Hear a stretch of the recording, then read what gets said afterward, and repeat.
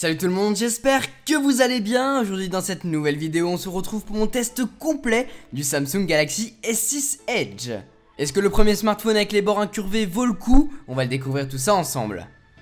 Déjà il faut savoir qu'il possède les mêmes caractéristiques que le S6 normal. Les différences se font au niveau de son prix, son design et sa batterie qui est plus conséquente. On va commencer côté design, il est clairement magnifique. Samsung est revenu en force en proposant un tout nouveau design sur ses smartphones et je dois dire que j'aime beaucoup. Avec son dos en verre du plus bel effet, ses reflets d'une autre couleur, il est superbe, mais il prend énormément les traces de doigts et ça c'est le plus gros bémol. Côté design, le fait qu'il prenne beaucoup les traces de doigts et que ça se voit surtout. Mis à part cela, il associe verre et contour en aluminium, qui est vraiment super fin sur les côtés, aluminium renforcé d'ailleurs, donc en cas de choc, il devrait tenir le coup. Il fait 6,8 mm d'épaisseur, c'est juste minuscule. Sur le côté droit et gauche, on sent quasiment pas le contour. Ce S6, on l'a bien en main, il ne glisse pas vu qu'on a tendance à le tenir par les bords en aluminium. Mais du coup, au bout d'un certain temps, j'ai remarqué que ça appuie sur la paume de la main, donc du coup ça fait un petit peu mal. Finalement, c'est 143 grammes pour ce bonhomme, c'est vraiment léger par rapport à sa taille. Et il est disponible en plusieurs coloris, blanc, gold, vert et noir, celui que j'ai. À l'avant du smartphone de chez Samsung, on va trouver la caméra frontale, des capteurs et une LED de notification. Plus en dessous, c'est le bouton Home qui est physique. Il comporte une empreinte digitale super réactive et qui fonctionne super bien. Rappelez-vous, il y a un an de ça, je vous présentais le Galaxy Note 4 de Samsung qui embarquait l'ancienne génération d'une empreinte digitale qui fonctionnait clairement mal. Il fallait glisser son doigt sur l'écran, enfin bref, c'était vraiment de la merde. Mais là, elle est vraiment géniale, ça fonctionne comme Touch ID en soi. On pose son doigt et on déverrouille tout ça. À côté de celui-ci, on retrouve le bouton de retour et de multitâche. Mais dommage qu'on puisse pas les personnaliser comme sur le OnePlus 2 en configurant une fonction lors d'un double appui par exemple. Les speakers sur le dessous sont terribles et j'entends par là très bons. Ils montent assez haut sans trop saturer. Ils sont clairs avec de bonnes basses et de bons médiums. On demanderait un petit peu plus d'aigus, mais bon, je suis vraiment content de ce côté-là. À côté, il y a le micro qui est bon lui aussi, la prise micro USB et le jack 3,5 mm. À gauche, on a les boutons de volume et à droite le bouton de verrouillage et je dois dire que ces boutons sont vraiment bien positionnés. Sur les derniers smartphones que j'ai testés, les boutons de volume et de verrouillage étaient en face l'un de l'autre et donc du coup on a tendance à appuyer sur les deux simultanément et ça devenait vraiment chiant, alors que là, vu qu'ils sont légèrement décalés les uns des autres, je n'ai pas retrouvé ce souci. Sinon, le dos du S6 Edge n'est pas amovible, donc on ne peut pas changer la batterie. On retrouve aussi le capteur photo, le flash et le capteur cardiaque. Finalement, au-dessus, on va y retrouver le slot pour la carte nano SIM, le capteur infrarouge pour contrôler sa télé à distance par exemple, et aussi un autre microphone. Pour ce qui est de l'écran de ce Samsung Galaxy S6 Edge, on est sur du 5,1 pouces de diagonale. Franchement, je trouve que c'est la bonne taille. C'est un écran Super AMOLED Quad HD avec une résolution de 2560 par 1440 pixels. C'est un écran Gorilla Glass 4 annoncé comme super résistant aux coups et aux rayures. L'image est belle. Elle est profonde sur ce Galaxy S6 Edge avec des bords incurvés du plus bel effet. Vous allez pouvoir regarder des vidéos de façon super confortable. Et de plus, vu que l'écran est à l'extrémité de l'appareil, c'est des plus agréables. Maintenant, est-ce que ces bords incurvés sont vraiment utiles? On peut afficher ses contacts favoris, ses applications favorites aussi, tout ça est bien sûr configurable dans les réglages. Et lorsqu'un contact favori vous appelle et que votre smartphone est face contre table, le bord défini s'illumine de la couleur du contact, c'est plutôt sympa. Mais entre nous, qui met son smartphone face contre terre? Je me le demande. Vous pouvez aussi afficher un flux d'informations via votre écran verrouillé en faisant un va-et-vient et vous pouvez naviguer parmi vos notifications, le sport, etc. etc. Vous pouvez même en rajouter, en télécharger et réorganiser tout ça comme vous le souhaitez. Vous pouvez aussi transformer votre S6 Edge en horloge de nuit en configurant l'heure à laquelle vous l'activez, à laquelle vous la désactivez, et ça vous permet d'avoir une sorte de réveil sur le bord de votre smartphone. En soi, c'est pas très utile, je trouve. Donc en gros, mis à part le côté esthétique vraiment réussi, je ne pense pas que ce soit vraiment utile d'avoir ces bords incurvés. Donc si vous hésitez entre le S6 et le S6 Edge et que vous vouliez vous tourner vers la version Edge pour ses fonctionnalités en plus, eh bien, ne le faites pas. Avec sa puce octa-core Exynos 7420, le S6 Edge est une bête de course.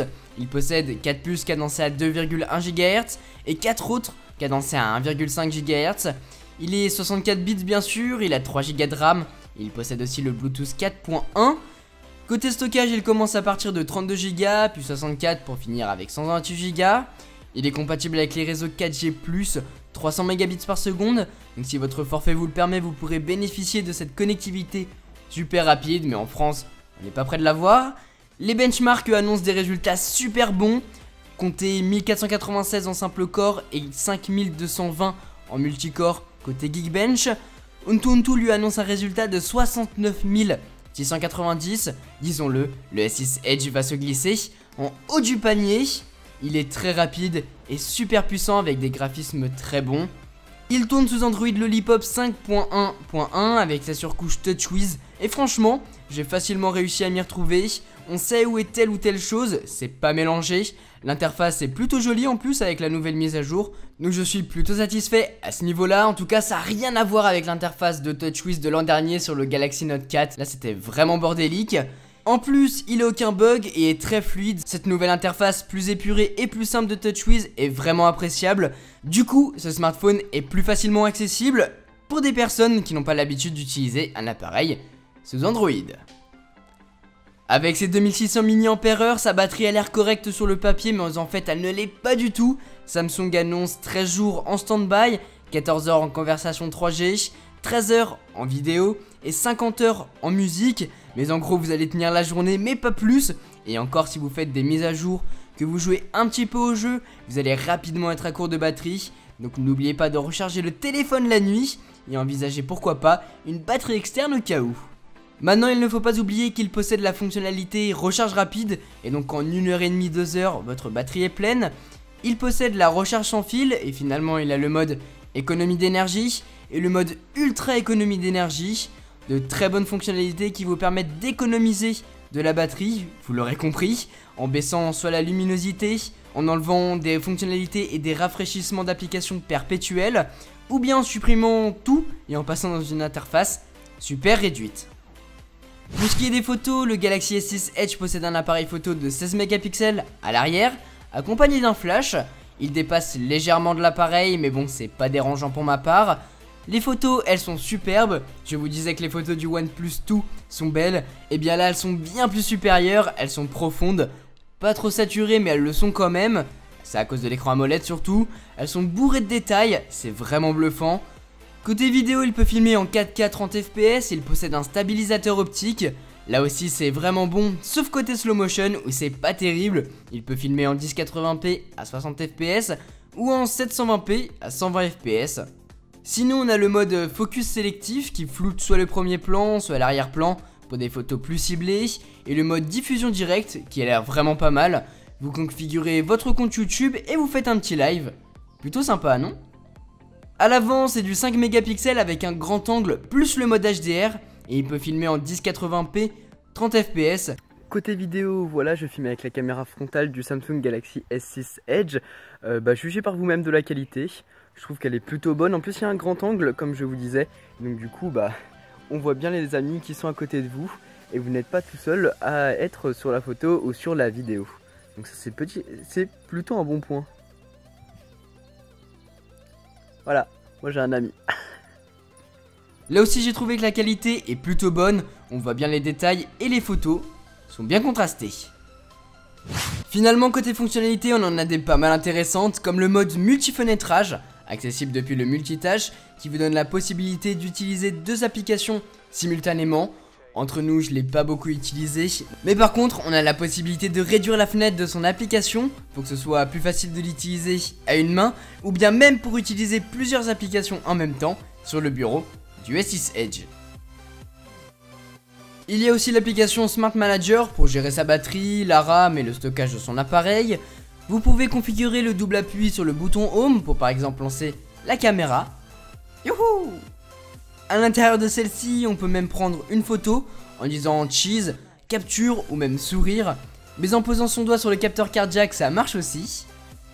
Il y a le mode simplifié qui vous permet d'avoir le strict minimum sur l'écran d'accueil du S6 Edge, utile pour les personnes qui ne veulent pas se prendre la tête sur un appareil trop complexe peut-être, ou bien pour les personnes âgées. Vous pouvez appeler l'un de vos contacts en mettant le téléphone à l'oreille si vous êtes sur sa fiche, dans les messages ou dans les contacts. Il y a aussi le mode muet qui vous permet de couper une alarme ou le son d'un appel en recouvrant l'appareil de votre main, mais bon, ça marche quand ça veut.